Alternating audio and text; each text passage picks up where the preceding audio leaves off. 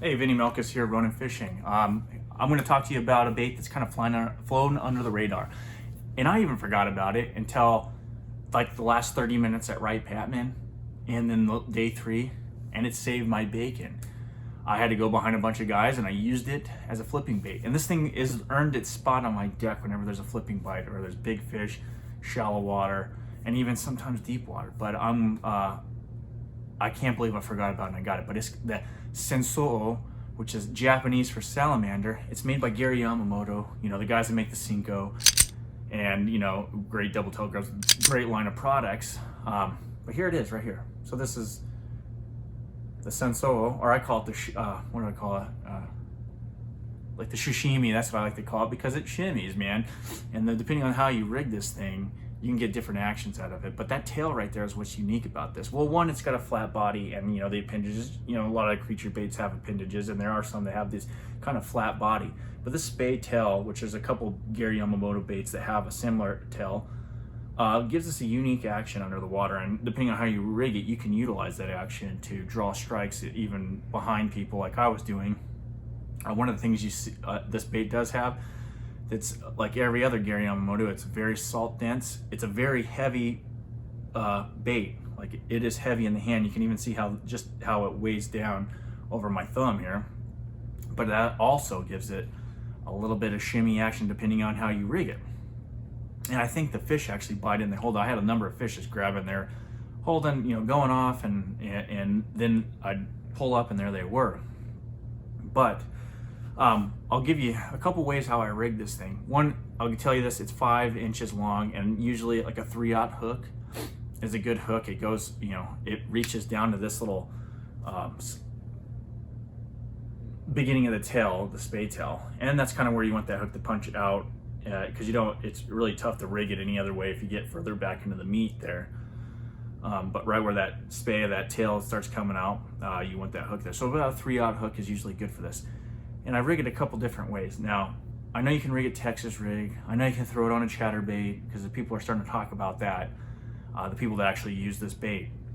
And yeah, those are all good ways, but my top ways of doing it is one is a way that when they first came out with this bait, it won a lot of money. And another couple ways are just some unique ways that I do it, and some people use a lot of other baits to do it. But my number one way and how I was doing it right, Patman, was the Tokyo rig.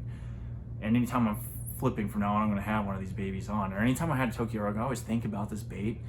But it's been a while since I've thrown a Tokyo rig. But I used it because I was going behind a lot of people that were flipping regular creature baits on a Texas rig and stuff. So this is your Tokyo rig.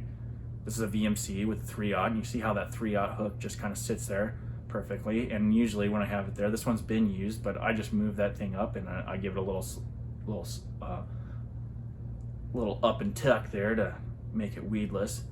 But what this does, this Tokyo rig, is since you have that little swivel there, where you got the 2 swivels, but then you have this little O-ring that are attached to it, it actually gives it a little form of action. So as you're pulling this thing over wood or whatever it is, this thing shimmies back and forth. This tail is like a rudder, and it literally, this weight's pulling it, and it's causing this thing to rotate. And I've seen it kind of dive, and this causes it to kind of slide a little bit here and there. And I had bass that would come over, and you'd see this thing kind of just do this little roll, and man, the bass would just boom, they'd come in and come over logs and stuff and grab it. It's a very unique action, even unique on the Tokyo rig, and it all is driven by one, the density of the plastic, but also that tail, that I call it a rudder, but it's that spade tail that flops around. It looks in the water, it looks amazingly lifelike. You're thinking, well, how does it, that doesn't really look like a salamander, but it has those characteristics that you trigger the natural whatever mechanism in the head of a fish to react, and it's very lifelike. But the Tokyo rig is my number one way to rig that. And not to get too deep in the Tokyo rig, but there's one thing I've noticed. So if you are using a Tokyo rig and you're throwing a tungsten weight, and I got a little bead here, just as a little clacker, especially when dirty water, you want to put that bead on top, and you want to put that weight like this. One, for punching, because it goes right through, it helps go through the pads or the thick vegetation. But 2, when you have this bead on the bottom, a lot of times the weight's bouncing on it, you'll crack beads. But regardless, okay, so that's the Sanshouo Tokyo rig or I want to call it the sashimi or whatever. The other way I like to rig it, actually I didn't bring one here to do that, but it's weightless. You just throw a 3/0 hook on there and you just rig it weightless. I used to do that before they had the Cinco with lizards over vegetation, and it's killer. I do it now with these guys, but we can get into that a little bit later because that's usually a good summertime pattern. You get that vegetation gets clumped up. You can run it right over it and then let it kill it in those holes. But the third way, and a lot of guys use other products to do this, mainly worms or whatnot, is just this way, the shaky head, man. And in the springtime, this is deadly because it kind of looks like a water dog or something in the bed, and bass love water dogs, or eating, and they hate them on their beds. But this one's a Perfection Lures, David Dudley designed shaky head, and I use this for a lot of other things, a lot of double tail grubs and stuff, but I've been experimenting with the Sanshouo, and it has been pretty killer. So I rigged this one's exposed hook because this is just an old one that inevitably you rip these out, fish rip them off, and it's very salt intense bait, so durability is it's not the greatest, but what it lacks in durability it makes up for in fish catching.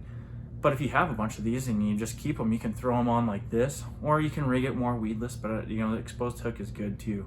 But I keep them, see, here's all the ones that I used and ripped the front ends off of from the Tokyo rig, and then I just keep them, throw them on this, or even I can still rig them weightless, or in some cases Texas rig. It just depends, or as a punch. You can use it as a punch. That's another way that guys use these. But these won some money. When these first came out, they won quite a bit of money on the West Coast. And it's kind of one of those lures that's kind of just, people just forgot about. Well, I'm not forgetting about it. It's a great lure. It's awesome. They're, like I said, they're 5 inches, 3/0 hook. Rig it Tokyo rig, Texas rig, weightless, your shaky head, chatterbait. That's what these guys are using. I don't specifically use it on the chatterbait all that much, but it can be done, and apparently it's very effective. I haven't had that much luck on it doing it that way, but I tend to use these for this other method because I just love it in that flipping and that vegetation, and then during the spawn or whatnot. But anyway, that's the Sanshouo, the Japanese salamander by Gary Yamamoto. You could probably find these things at tackle warehouses where I find them, or some tackle stores have them. I've been to like a Bass Pro Shops, which I don't always like shopping at there, but they usually have a couple packs. They don't keep a whole huge selection, but hopefully maybe your local store does. Otherwise, yeah, Tackle Warehouse I know has them. And if you can get a hold of them, the chances are most of the guys aren't throwing this. So if you have heavily pressured flipping bite, or just a place where everybody's throwing the same dang thing, try this and see what happens. It worked for me, and possibly it'll work for you. Anyway, please like, subscribe.